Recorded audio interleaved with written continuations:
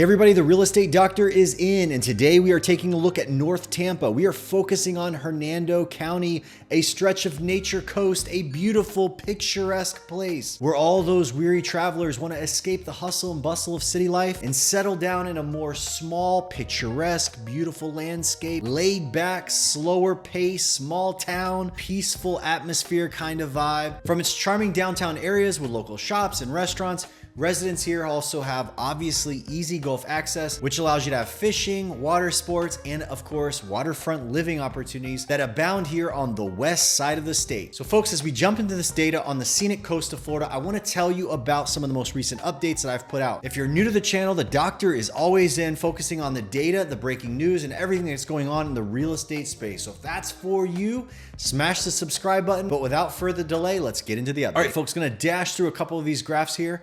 You can see here that buying versus renting in Tampa is not very far apart. This is actually much, much better than some of the more populous, expensive areas than we're gonna see here on the north edge of Tampa.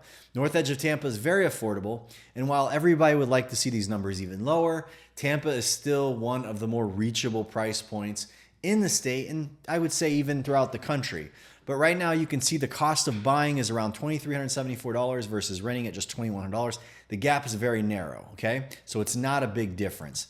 The next graph I want to show you is the home buyer score. Now, we're going to be focusing in the upper edge of this graph, but just as a bonus, I'd like to flash this chart for you so you have an update. These are the areas that are the best buys for the Tampa area. Now, the Tampa area, still reasonably hot. I did an update on the greater downtown area, somewhat St. Pete. In this particular, I did an update in the last week, in fact, of Tampa proper. So if you want to see that, jump on the channel, look on videos. You'll see that about a week and a half back.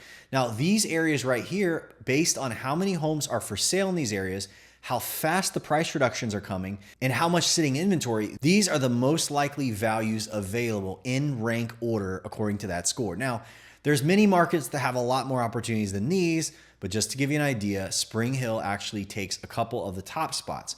And obviously that's because it is a little bit rural, a little bit out of town. It's not in the hustle and bustle. Just for the rest, I will scroll down and show you where it is still really tough to make. Now, the opposite end of the spectrum, this is the graph side that shows you the zip codes that are a little bit tougher, a little bit tighter. Sellers are not as ambitious to make a deal just yet. Now, next graph I want to show you is an indicator of potential problems in the housing market. Now, this is interesting. I don't even think I showed this in the Tampa update last week.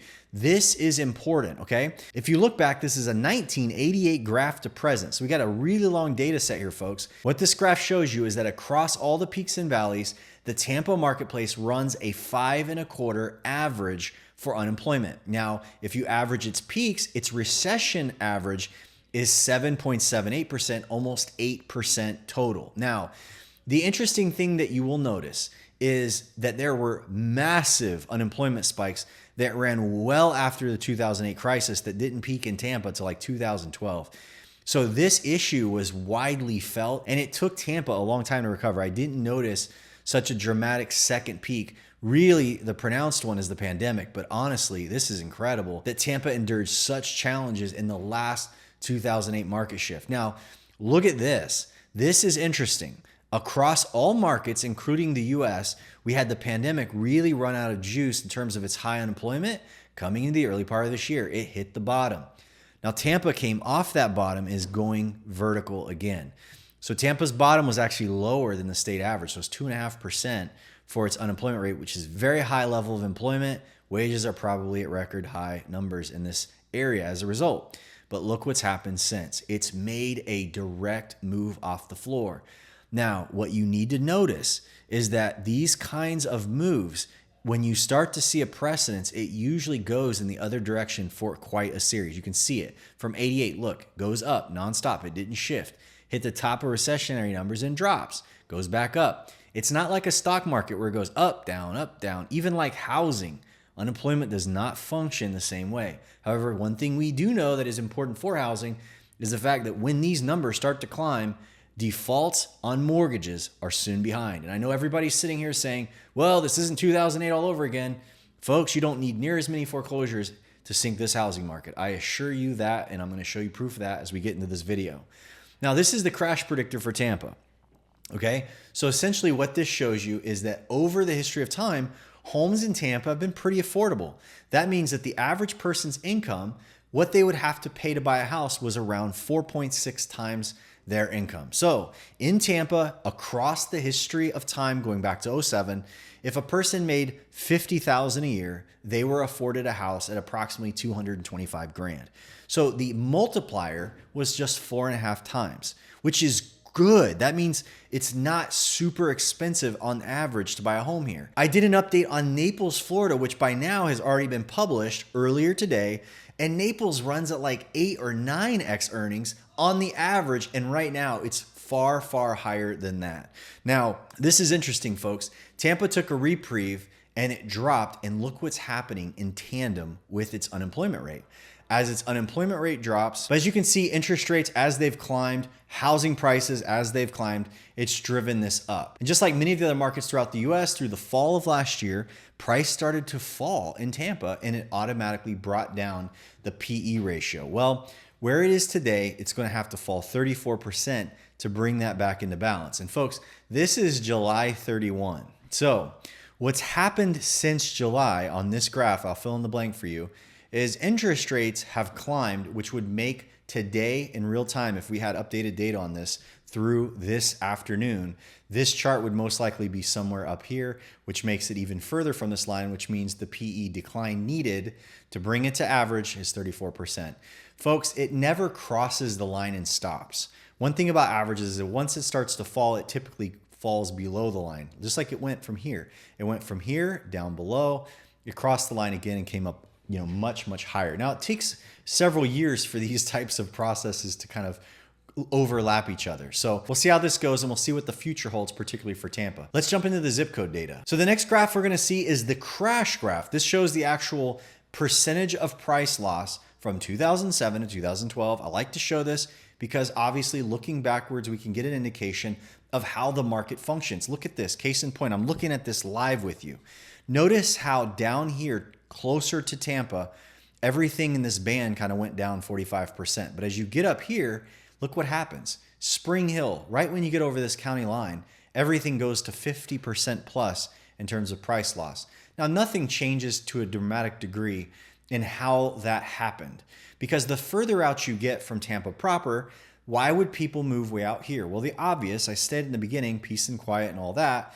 But the other thing that happens is when the markets inflate like they do rapidly overnight, we see the bands of appreciation steeper and steeper the closer you get to the center of town. Simply stated, if you live in downtown Tampa, it's very expensive versus if you moved way out here and had to commute 45 minutes or an hour to work.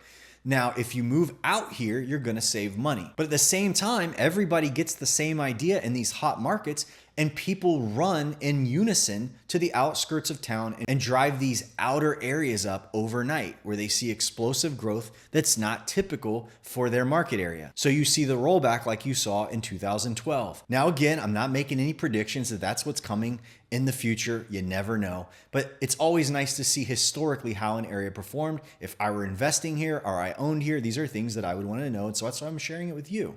Check this out. This is the for sale inventory, the amount of inventory sitting on the market year over year. So all these areas that are red or orange are seeing more inventory against last year versus the other ones. The ones that are blue, the sellers are pulling their houses off the market. They're not bringing them for sale, or they're being absorbed. One of the things we're also seeing in some of the lower cost, more affordable markets is some of them are still trading pretty well because that's the only place people in the given market can qualify for an 8% or 9% mortgage interest rate and get out there and still make it work financially.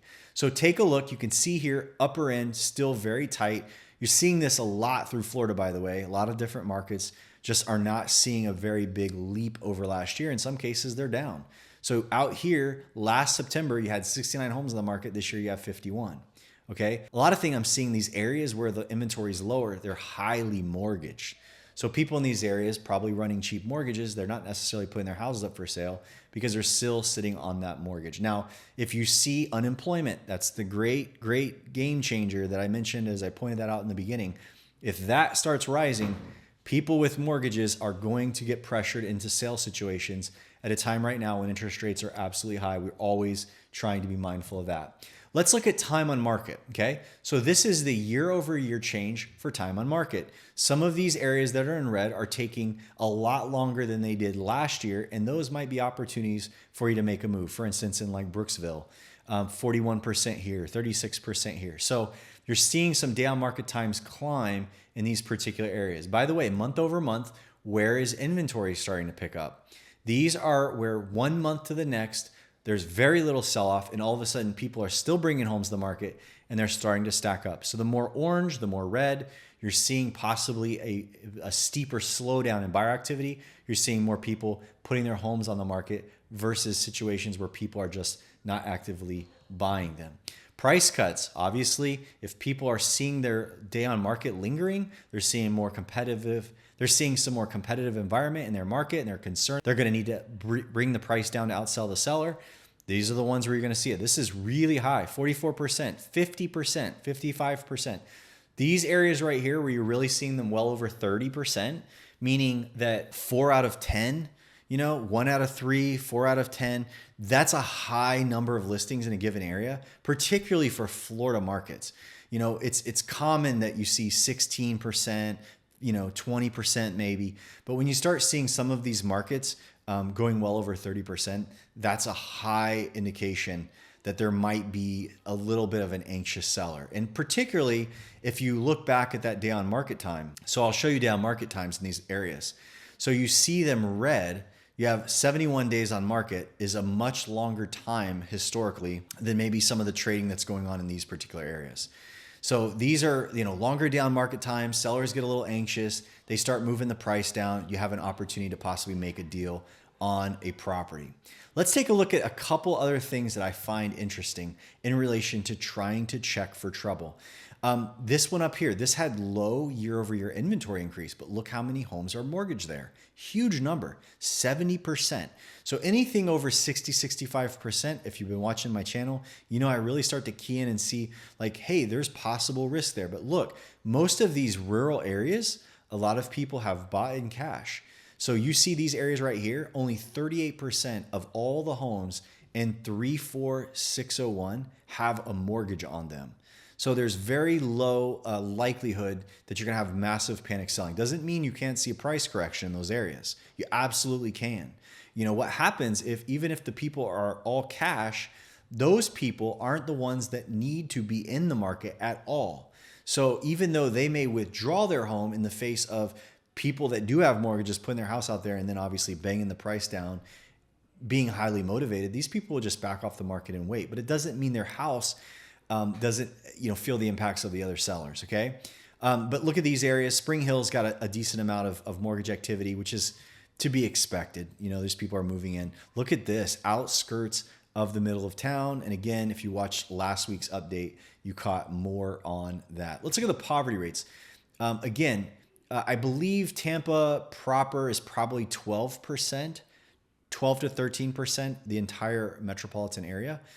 In terms of its poverty average, which is right in line with the state, maybe a little higher than the statewide average. But these, obviously, you can see a lot of these are below that, except for 34607. Very high, 19.5%, 17.5% is high. Anything that's like 13, 14%, that's a sign that there are some people there that if life goes sideways, it's going to be a very high chance that their apple cart gets tipped. They fall into hard times. They are in a position where they have to get out. Lower poverty areas, the people are very likely to not be disrupted to make mortgage payments in the face of hard times with savings and all those sorts of things.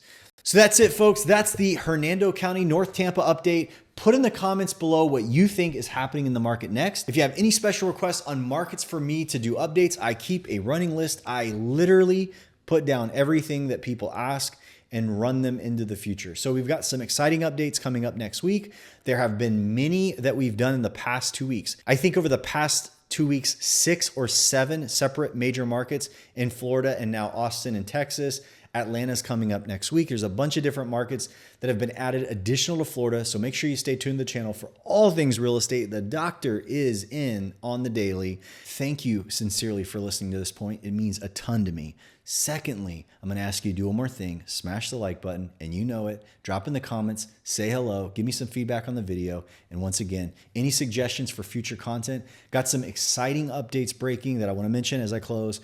Insurance update coming. Florida insurance has been ravaging homeowner savings. It's been causing people to sell before they plan because they cannot afford to keep their homes anymore. Some people are having a hard time buying homes because they can't get coverage.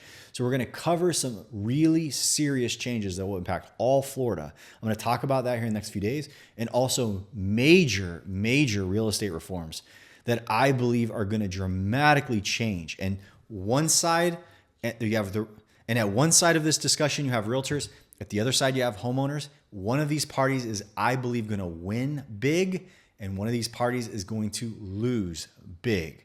We're going to talk about all that in the days to come. So if you're not already following the channel, hit the sub, say hello, Bellata. That's all in the works. Thanks again for your support, and we'll talk to you on the next one.